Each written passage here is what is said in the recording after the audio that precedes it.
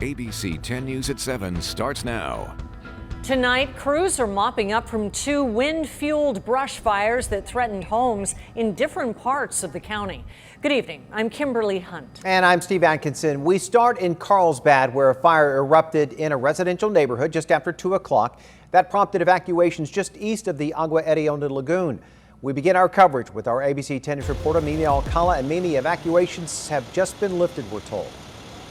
And evacuees can go home now, but there are still some road closures in place, like where we are now on Park and Marina. Crews are still here mopping up, so people can't just drive through this area to get to their homes. You can see the crews here. They've been mopping up on this charred hillside right up this hill where that fire started crawling up. Fortunately, they were able to get a handle on this fire pretty quickly before it could really escalate. But this was definitely a big scare for so many people as this fire was raging towards homes. So here's what that fire looked like this afternoon.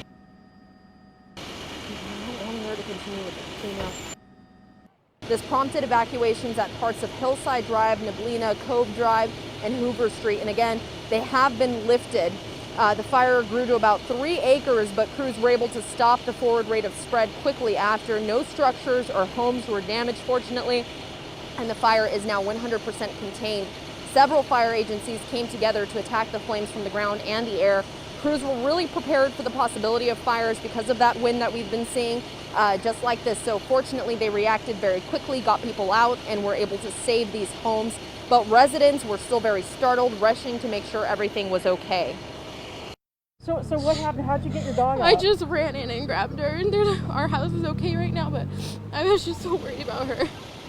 And crews will stay out here for a while longer to make sure everything is okay. The cause of this fire is still under investigation.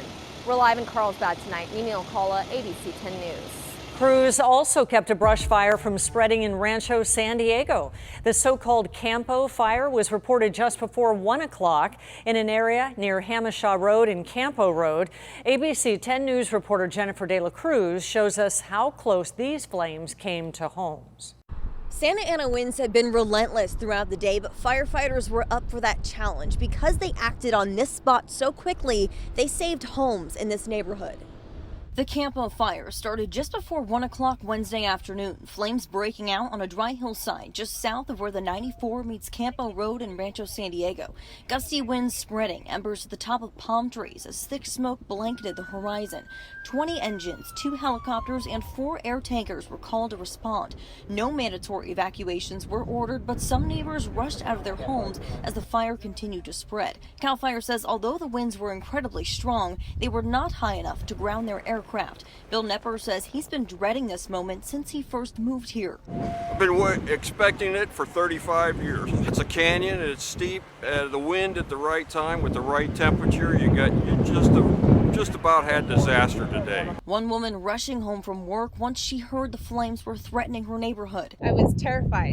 I have my cats, we don't have children, so I wanted to rescue them. CAL FIRE says they had about 75 firefighters working to put out the flames. They'll be out here into the night making sure nothing flares up. Reporting from the Campo fire, Jennifer De La Cruz, ABC 10 News. Let's check in now with meteorologist Leah Pizzetti for a look at the strong winds that helped fuel the fires. Leah?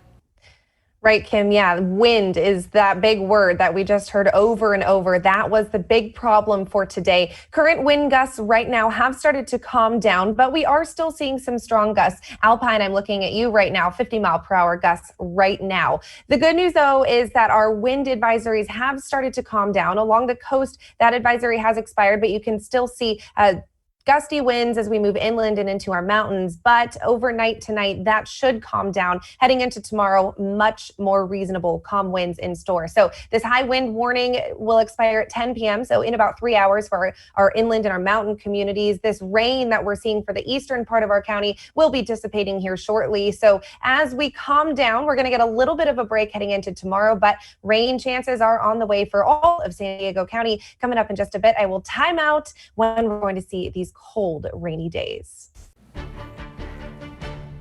I, Joseph Robinette Biden Jr., do solemnly swear.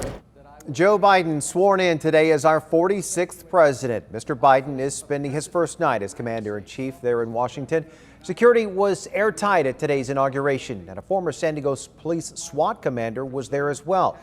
He gave our ABC 10's reporter Rina Nakano his on-the-ground perspective of this historic day. Okay, let's take a walk. Former San Diego police lieutenant turned independent journalist Ray Shea gives me a tour of Washington, D.C. on Inauguration Day. There's the Capitol. Not only is he there to witness history, but he's there with his 16-year-old son, Ryan. I feel the First Amendment right is so important, both for protesters and the press, and for my son to learn. Learned firsthand about America's democracy in action, but because of the insurrection and the subsequent dispatch of National Guard troops and law enforcement, so we're coming to another checkpoint upgrading to the National Guard. They say the Capitol almost felt like it was on lockdown. It's definitely a ghost town here, and there's no one around. People that live here in Washington said that in the past, this was filled with people, and it was more of an interactive event, obviously. But this year, that was not happening. Shea says he barely witnessed any protesters going into the heavily guarded designated protest area. Instead, the few demonstrators he did see just did their own thing. At one point, he says there were more international journalists than spectators around. The press people expressed frustration. Who do we interview? In fact, one of them interviewed my son, a reporter from Sweden, because there's no one to talk to. And because of that, business wasn't so good for the street vendors selling inauguration shirts. Although this was far from the typical D.C. inauguration experience, Shea says he's happy to have experienced it, especially with his son. Seeing what's happening in America right now. There's some great discussions about politics. Rina Nakano, ABC 10 News. And taking a live look right now at the White House, Shea says he wished he could at least have listened to the inauguration from the loudspeakers, but was unable to hear the ceremony. And keep it right here for an ABC News inauguration special at 8 o'clock. That's followed by Celebrating America, hosted by Tom Hanks at 8:30. Then it's The Connors, Call Your Mother, and we'll be back with ABC 10 News at 11. Turning now to coronavirus, confusion and delays continue at the county's vaccine superstation. Long lines, people getting turned away for not having appointments, and some not able to even schedule appointments. ABC 10 News reporter Laura Acevedo went straight to the county for answers.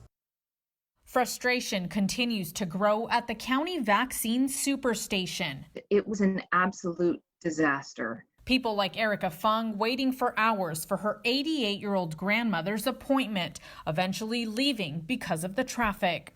2 hours in the car with my grandma feeling totally exhausted. It's just, we couldn't wait any longer. For others, it's the struggle of even making an appointment. When you get to the final page of the application, boom, no more appointment, gone. So what is going on? The biggest message from the county? If you don't have an appointment, please don't come down.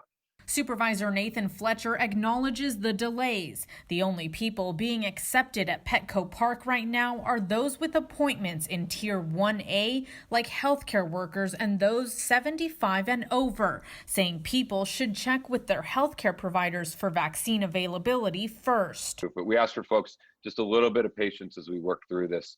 It is a pretty significant logistical undertaking. The supervisor says stay in line even if it's close to 5 p.m. when the superstation closes. We will honor your appointment every single day, even if you get there a little bit after time because you couldn't get through.